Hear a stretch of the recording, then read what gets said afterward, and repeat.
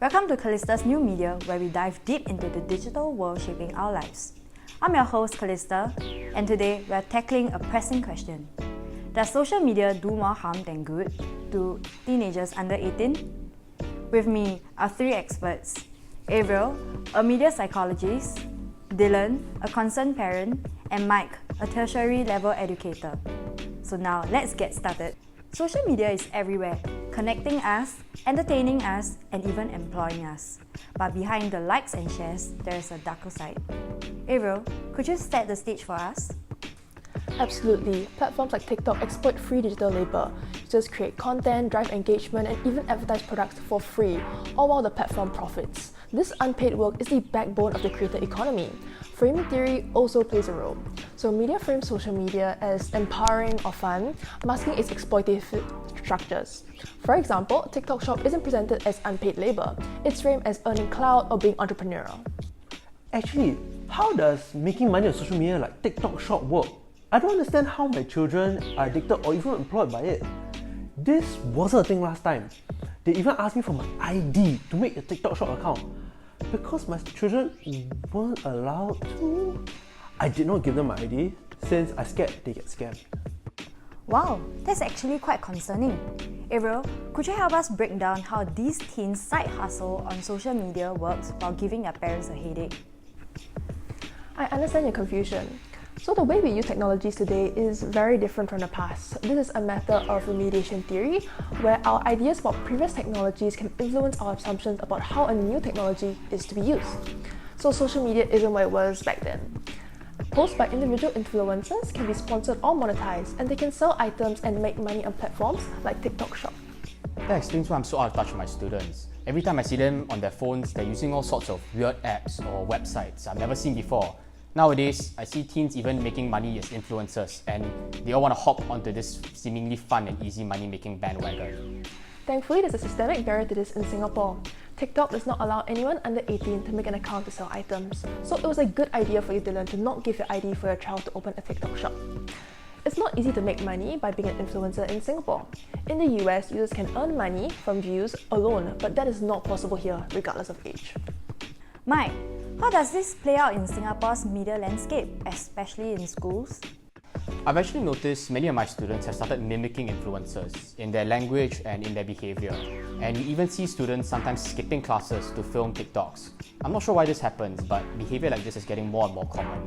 Social learning theory explains why kids mimic influencers. They observe influencers being rewarded by likes and fame, so they replicate that behavior.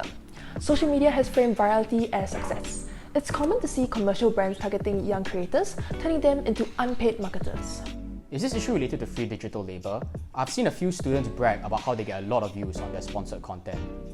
Yes, it's another way big brands lure teenagers into their exploitive practices with promises of fame and fortune.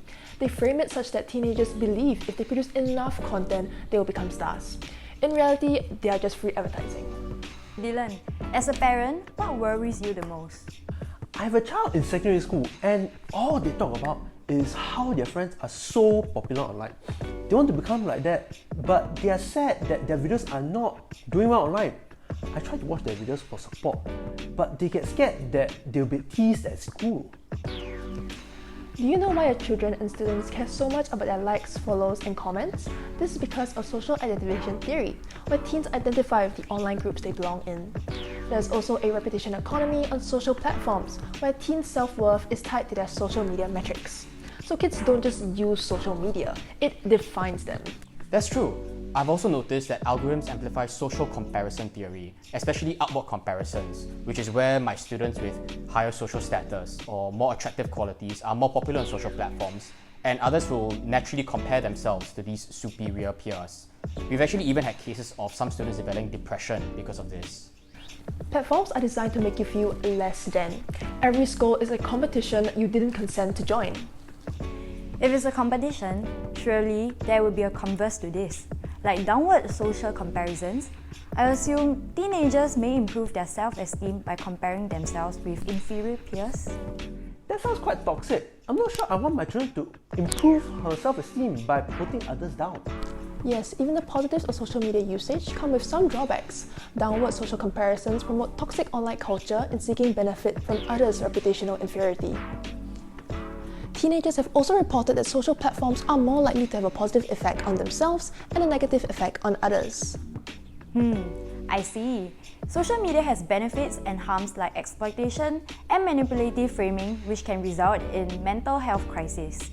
Are there any ideas on how we can fix this? Well, I may start teaching my students about critical framing and show them how platforms frame their participation as fun and not labor. In terms of social learning theory, it could be used positively, so I could encourage my students to seek role models whose behavior it will be beneficial to replicate. We as parents must be open and learn more about our children's interests, as like what Averil said. Social media that I used 20 years ago is totally different from social media that we use today. Thank you to our guests. Until next time, remember to stay critical and log off.